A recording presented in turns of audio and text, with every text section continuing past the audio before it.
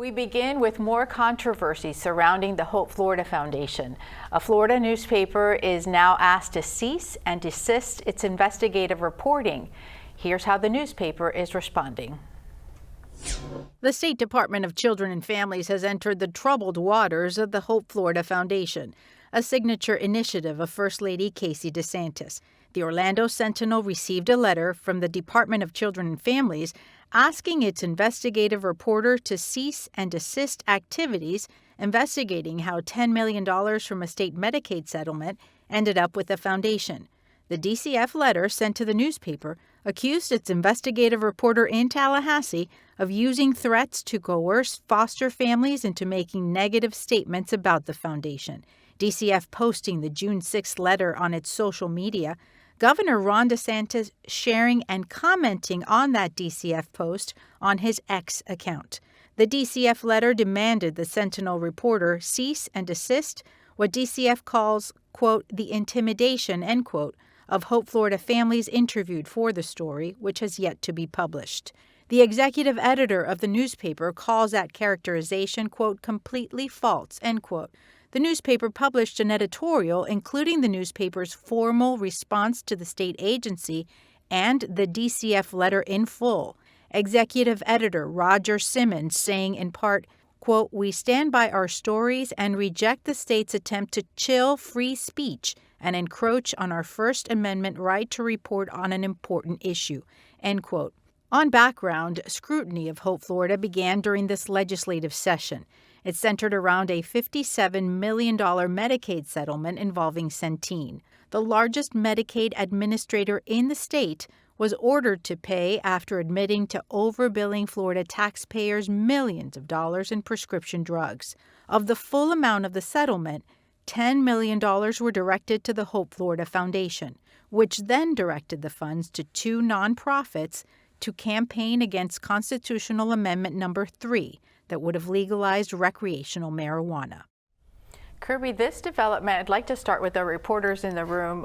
This development is so unusual for a state agency to send something like this to a media outlet that's doing reportive investigations or doing any kind of story. I'd like to get your perspective on this. Yeah, so I think there's a couple things to understand about this.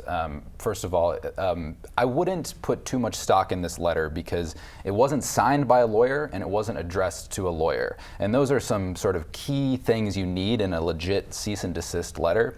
But setting aside the actual facts of this, like setting aside what this reporter did, how they acted, I have full faith that they acted completely appropriately because I know this reporter and they've been a reporter for a long time in Tallahassee. They don't coerce or intimidate people generally as a practice. But just to set that aside, I think there's three big things we need to understand about Hope Florida, and it's three sort of misconceptions that the governor's office has. And the first is that Hope Florida is this novel thing. I mean, it is this initiative that connects people to wraparound services to help people get out of the cycle of poverty. But other states have similar programs. So when the governor says that this is a unique initiative that is sort of first of its kind in Florida, it's not necessarily true. The second thing is the governor's office believes that they are above questioning. They believe that they do not deserve legitimate questions from news outlets to hold them accountable. And that's something that, it's just not how it works. Like you make more smoke by pulling stunts like this and trying to throw people off of reporters than you would by just simply answering the questions. It's a lesson that the governor's office has learned over and over again but refuses to sort of internalize. And then the third thing is that there are questions about whether it's legitimate to use settlement money from Medicaid for political purposes, and those are being investigated not only by reporters but potentially by law enforcement. And those aren't questions. This isn't personal. This isn't about whether we think the governor is evil or he's doing a bad job. It's just a matter of public accountability. And so I think this reporter was following a legitimate line by interviewing the people that are sort of affected by these services to ask, how is it going?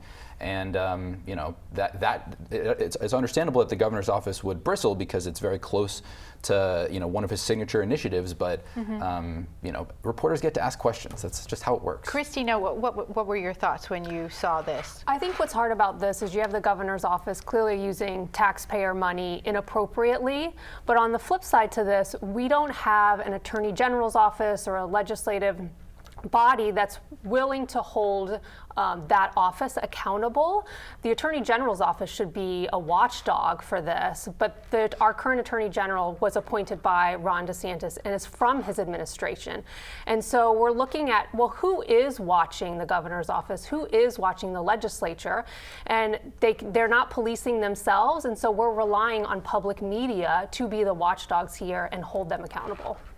How did you feel when you saw that story develop, Rebecca? That as a reporter who's doing your own work, it's really unusual, isn't it?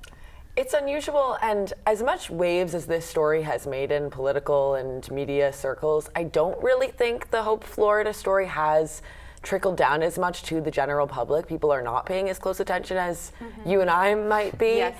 But when Governor DeSantis' administration does something like this, I think that's the type of action that does actually get through to the average person. So while this might have been an attempt to quash any negative press, I think it may have actually had the opposite effect. Mike, it does create some difficulty for the governor's office. It does. You know, I learned as a politician many years ago, especially as an elected official, transparency is key. When a reporter asks a question, if you don't have the answer, try and get that answer for them. But I agree with you, in fact, that this may be a big story, especially in Tallahassee. Look, we had a Republican chairman, who investigated it fully. And now what transpires after that, who knows? Nothing more had been done. But again, trickling it down to the average citizen, I don't think they're paying much attention to this. And Representative Andrade, who led the subcommittee Yes. Investigating this, when he stopped— A Republican, in fact. A Republican, when he stopped, he did say that he was leaving the inquiry to others. Right, and in fact, if I'm not mistaken, the others are those in law enforcement, and I believe that the state attorney up in that area has opened up an investigation, if I'm not mistaken. So they are looking into it.